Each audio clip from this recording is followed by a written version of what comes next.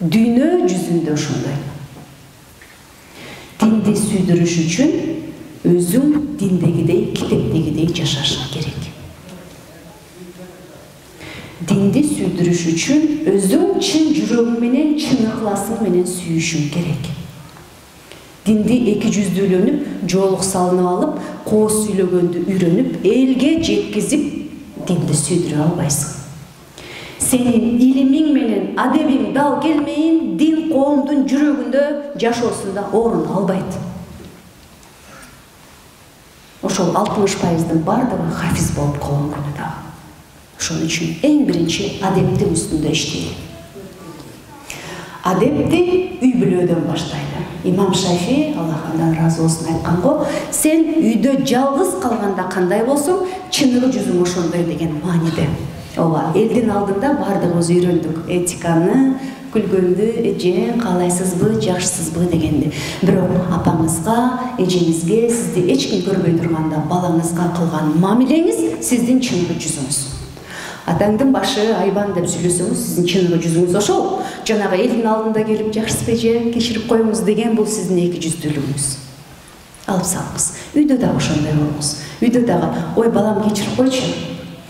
Стучать этпей кирип алган турбайынбы деңиз.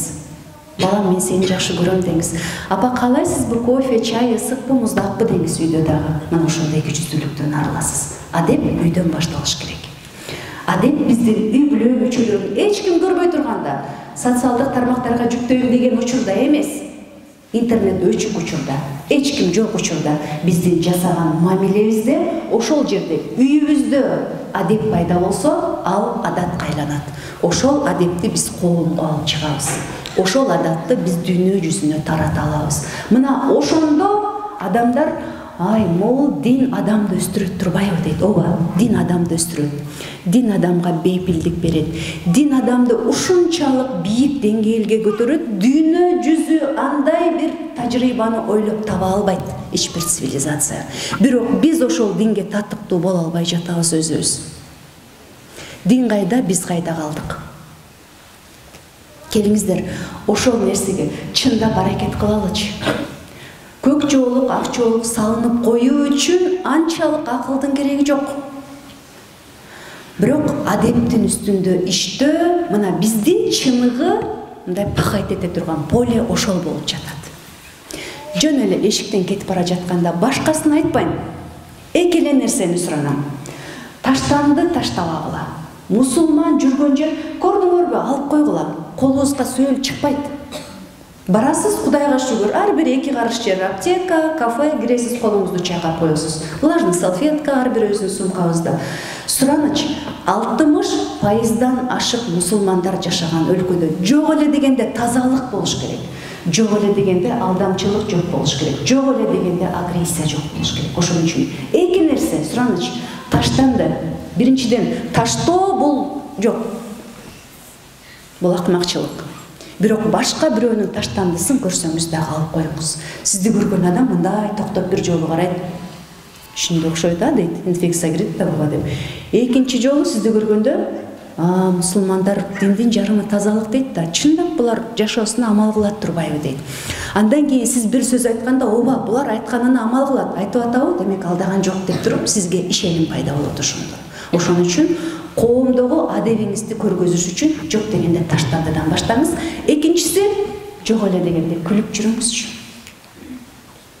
Ар бирөөбүздүн жашообузда көйгөй бар. Бирөөнүкү өлүм, бирөөнүкү оору, бирөөнүкү жокчулук, бирөөнүкү чыр-чатак, бирөөнүн үйүндө ичкен адамдар бар, бирөөнүн үйүндө атеисттер бар, жана башка. Эми ушул көйгөйлөр бүтөбү десе, бүтпөйт. Кыямат кайымга чейин, альхамдулиллах, биздин сыноолор бүтпөйт. Сыноолор бүтүп калса, Аллах бизди унутуп калды деген сөз.